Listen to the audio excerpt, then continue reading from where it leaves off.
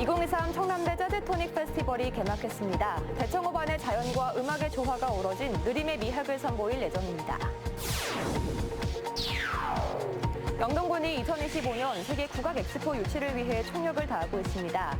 유치에 성공하면 지역의 관광 자원과 연계한 국악의 산업화가 가능할 것으로 기대됩니다. 청주 무남 생태공원 야영장에 도시공원 저류시설이 설치됐습니다. 수해 예방과 함께 지하수 고갈을 막는 기능을 하게 됩니다. 충청북도가 빈 땅에 유채꽃이나 청보리 같은 경관 작물을 심어 정원을 만드는 사업을 시작했습니다. 꿀벌의 밀원을 확보하고 나중에 사료로 활용할 수도 있어 농가의 보탬이 될 전망입니다. 여러분 안녕하십니까. CJB 8시 뉴스 시작합니다. 2023 청남대 재즈토닉 페스티벌이 개막했습니다. 이번 페스티벌은 재즈와 락, 발라드 등 다양한 장르를 접목한 공연이 이어지는데요. 사흘 동안 대청호반의 자연과 음악을 함께 즐길 수 있습니다. 이태현 기자가 다녀왔습니다. 감미로운 재즈의 선율이 옛 대통령 별장 청남대에 흘러나옵니다. 넓은 호수를 배경으로 잔디밭에서는 바람을 느끼며 햇살을 피해 텐트를 펼친 관객들도 모두 음악과 자연을 즐깁니다. 콘서트나 그런 것도 실내에서 많이 하는데 이런 재즈는 이제 야외에서 뭐 지정된 좌석도 아니고 좀 자유롭게 앉아서 즐길 수 있으니까 좀 더 자유로운 분위기에서 즐길 수 있어서 좋은 것 같아요.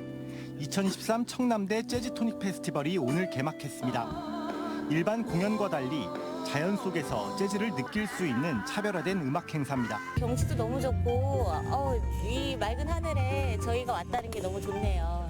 그리고 재즈도 볼 수 있고. 특히 올해는 사흘 동안 매일 다른 장르의 음악 공연이 펼쳐집니다. 첫째 날과 둘째 날은 락과 발라드를 접목한 재즈 음악, 마지막 날인 일요일에는 정통 재즈 음악으로 구성된 공연들이 준비되어 있습니다. 그리고 국내 대표 재즈 보컬리스트 웅산을 비롯해 각 장르를 상징하는 이은미와 김종서, 바다가 무대를 장식합니다.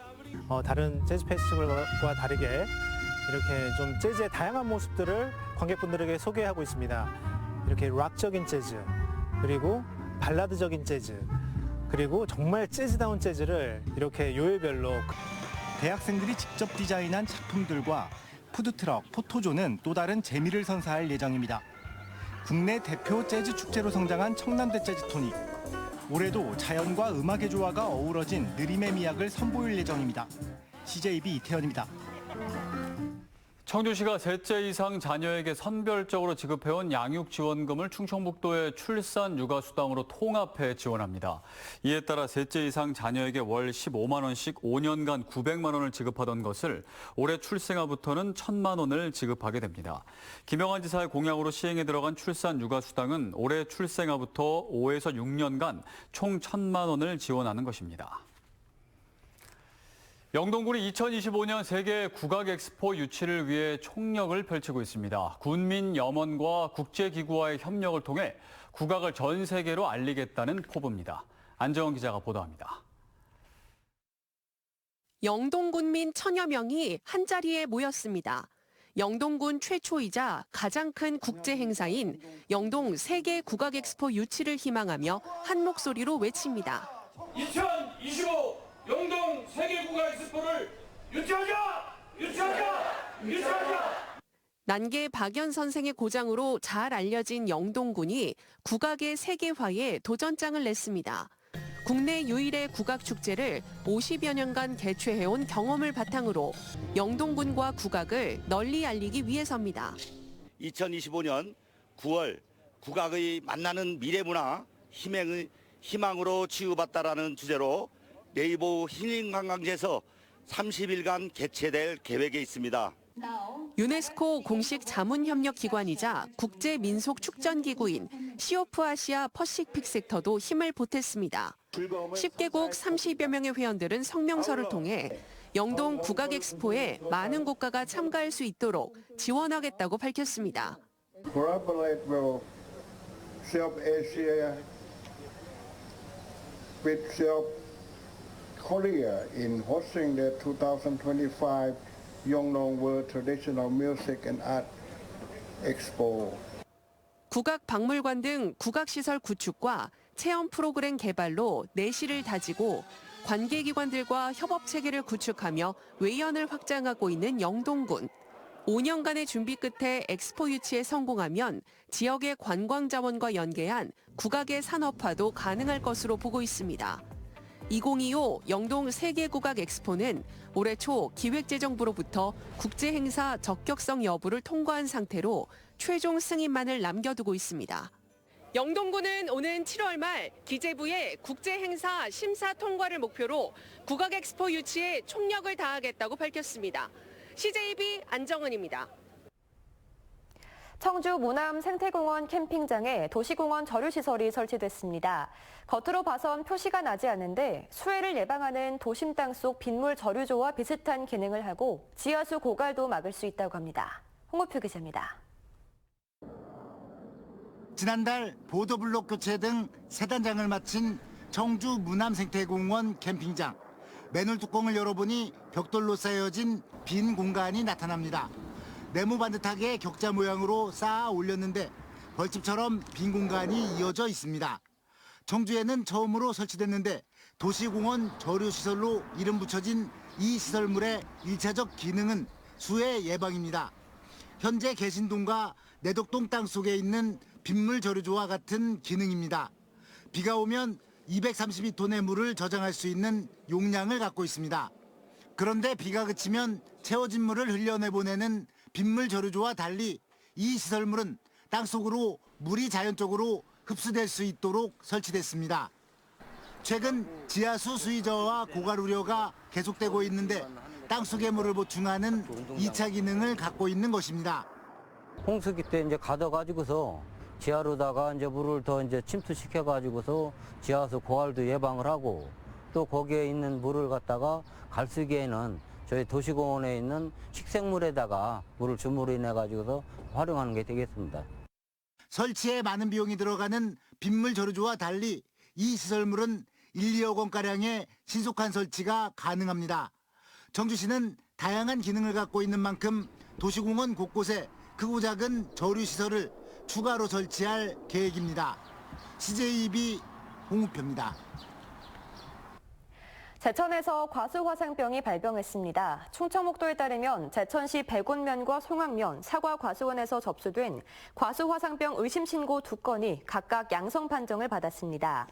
충주의 용탄동 사과과수원도 추가 발병이 확인돼 충북의 과수화상병 발생 건수는 16건으로 증가했습니다. 도내 코로나19 하루 확진자가 500명대를 이어갔지만 유행 확산세가 한풀 꺾인 모습을 보이고 있습니다. 충청북도가 집계한 결과 어제 하루 확진자는 574명으로 일주일 전보다 50명 감소했습니다.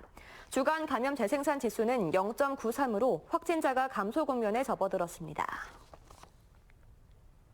도내 곳곳엔 공터로 방치되고 있는 땅이 있는데요. 분양을 앞두고 있거나 용도를 찾지 못해 비어있는 땅에 충청북도가 유채꽃이나 청보리 같은 경관작물을 심어 정원을 만드는 시범 사업을 시작했습니다. 진기훈 기자입니다. 따스한 햇살 아래 노란빛 유채꽃들이 바람에 일렁이며 장관을 연출합니다. 파릇파릇한 청보리밭도 시원한 경관을 자랑하며 늦봄 정취를 뽐냅니다. 청주 밀레니엄 타운 내 약 3만 평 부지에 식재된 유채꽃과 청보리밭은 지나던 시민들에게 휴식처이자 추억을 쌓는 공간이 됩니다. 일단 밖에 나오니까 공기도 좋고 일단 좋죠. 맑은 오늘 좀 밝고 저기 한 것 같아서 화창해서 더 좋은 것 같아요. 청보리도 있고 네. 아직 유채 꽃도 조금 남아있고 나비도 있고 애기들하고 오면은 참 좋을 것 같아요. 좋을 것 같아요. 충청북도의 경관 시범단지 조성 사업의 일환으로 조성된 유채꽃과 청보리밭.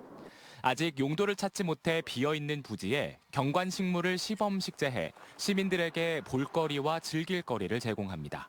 저희는 유유비지를 이용해서 유채꽃을 심고 청보리를 심는 일 올해 처음 시작해서 도민들의 반응을 봐가면서 한 평의 땅도 낭비하지 않고 아름다운 정원을 만드는 일을 시작하고 또 꿀벌에게 밀원이 되는 작목으로 꿀벌 생태계를 보전하고 식재가 끝난 후 사료로 활용할 수 있어 농가에도 보탬이 됩니다. 경관뿐만 아니라 밀원 식물도 확대하고 또 이걸 더불어서 관광 사업도 확대를 해서 지역 경제 활성화까지 이끄는 그런 어떤 철학을 가지고 이런 사업을 마련하게 됐습니다. 충청북도는 밀레니엄 타운을 시작으로 도내 각 시군의 도민 휴식처가 될 경관단지를 늘려나갈 계획입니다. CJB 진기훈입니다.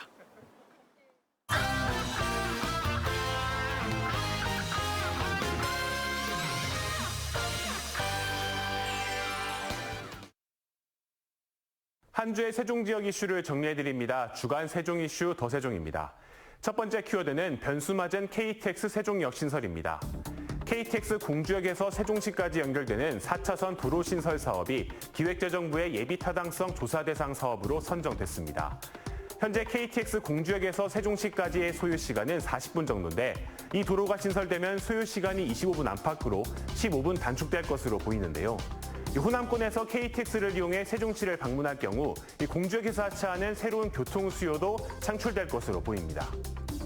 하지만 이 도로 건설 사업이 KTX 세종역 신설에 걸림돌이 될 수 있다는 목소리가 나오고 있는데요.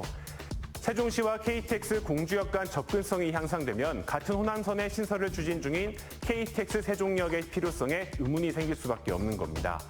KTX 오송역을 세종시 관문역으로 보는 충청북도의 반대 입장에 더해 KTX 공주역 간 4차선 도로 신설 사업까지 KTX 세종역 신설의 변수가 될 것으로 보이는데요. 최민호 세종시장은 대통령 제2집무실과 국회 세종의사당이 건립되면 광역교통 수요는 더욱 늘어날 것이라고 언급하면서 원희룡 국토교통부 장관과 이상래 행정중심 복합도시 건설청장에게 KTX 세종역 신설에 적극 지원해줄 것을 요청한 상태입니다. 두 번째 키워드, 다문화 교육정책 강화입니다. 세종시 교육청이 증가하는 다문화 가정 학생 수에 맞춘 교육 정책을 발표했습니다. 세종시의 다문화 가정 학생 수는 지난 2013년에 비해 6배 가까이 늘면서 지속적인 증가 추세를 보이고 있는데요. 세종시 교육청이 이에 대한 대응으로 이중 언어 재능을 갖춘 인재로 성장하기 위한 맞춤형 교육 지원을 강화하기로 했습니다. 학급 단위 맞춤형 한국어 교육은 물론 방과 후 학생과 마을 강사 간 1:1 맞춤형 교육도 진행하고 이 중도 입국 학생을 위한 통번역 서비스도 운영할 계획인데요. 여기에 모든 학생들에게 다문화에 대한 이해를 높일 수 있는 수업을 연간 2시간 이상 실시하고 태국과 말레이시아 등 다문화 대상 국가와의 교사 교류 사업도 진행할 방침입니다. 다문화 사회 대비를 위한 교육 분야의 노력이 앞으로의 문화 차이를 극복하고 사회적 갈등을 줄일 수 있는 계기가 될 것으로 보입니다. 마지막 키워드는 발달장애인 긴급 돌봄센터 개소입니다. 세종시가 발달장애인에 대한 24시간 돌봄 서비스를 제공하기 위해 긴급 돌봄센터를 개소했습니다. 발달장애인 긴급 돌봄센터 설치는 정부의 국정과제 가운데 하나로 충남과 강원에 이어 세 번째입니다. 긴급 돌봄센터는 발달장애인 보호자의 입원이나 경조사 등 긴급 상황이 발생한 경우 발달장애인에 대한 일시적 돌봄 서비스를 제공하는 건데요. 만 6세 이상 65세 미만의 발달장애인이면 이용할 수 있고 한 번에 최대 7일, 연간 30일까지 이용이 가능합니다.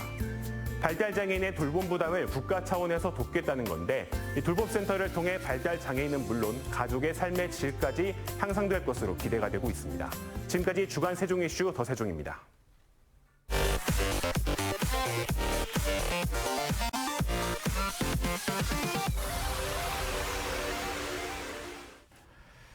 코로나 팬데믹 기간 줄었던 결혼 수요가 연초부터 회복되면서 혼인 건수가 큰 폭으로 증가했습니다. 통계청 인구 동향 자료에 따르면 올 1분기 충북의 혼인 건수는 1,724건으로 지난해보다 237건, 15.9% 증가했습니다. 하지만 전국 평균 증가율 18.9%에는 미치지 못했습니다.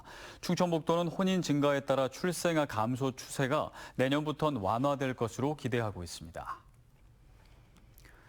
올해 충북에서 처음으로 중증 열성 혈소판 감소 증후군 SFTS 환자가 발생했습니다.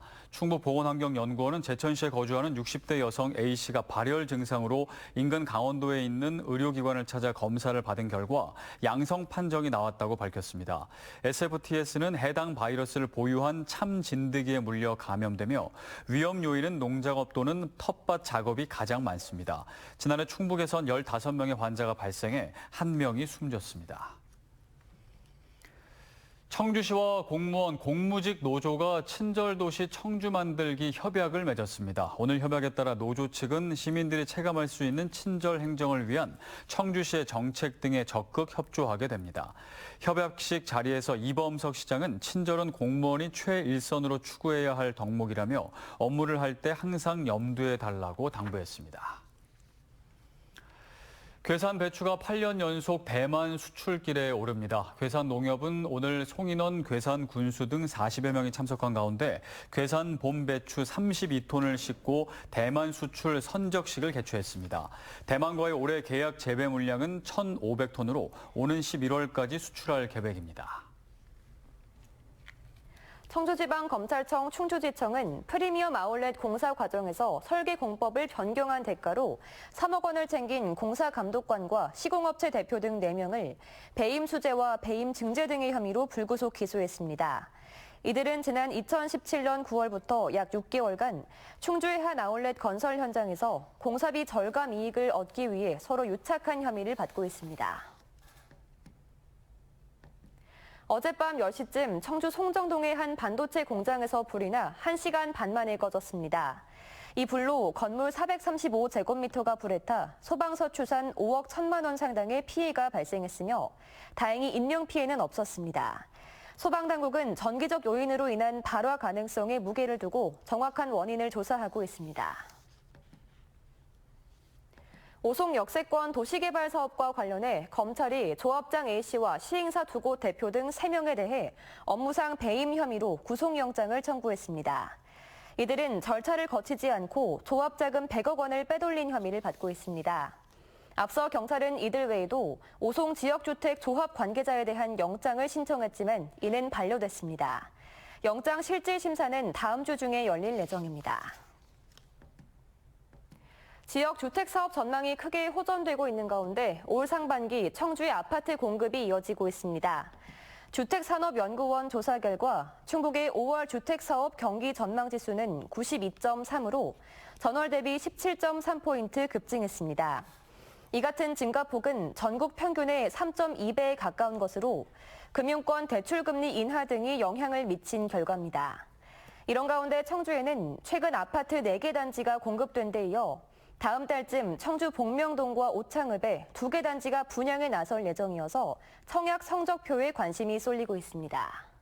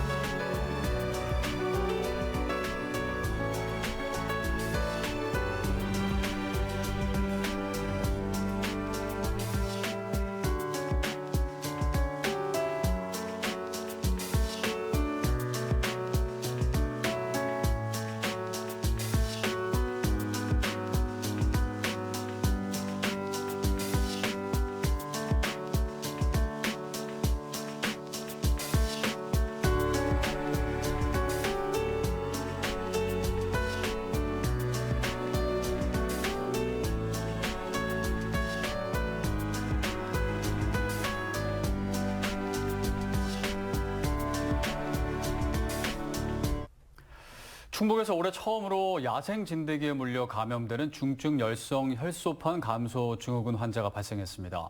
4월부터 11월 사이에는 진드기가 왕성히 활동하기 때문에 특히 조심해야 하는데요. 야외 활동하실 때는 긴 소매와 긴 바지 꼭 착용하시고 발목 이상 높이의 풀밭에는 들어가지 않는 것이 가장 좋겠습니다. CJB 8시 뉴스를 모두 마칩니다. 함께해 주신 여러분 고맙습니다.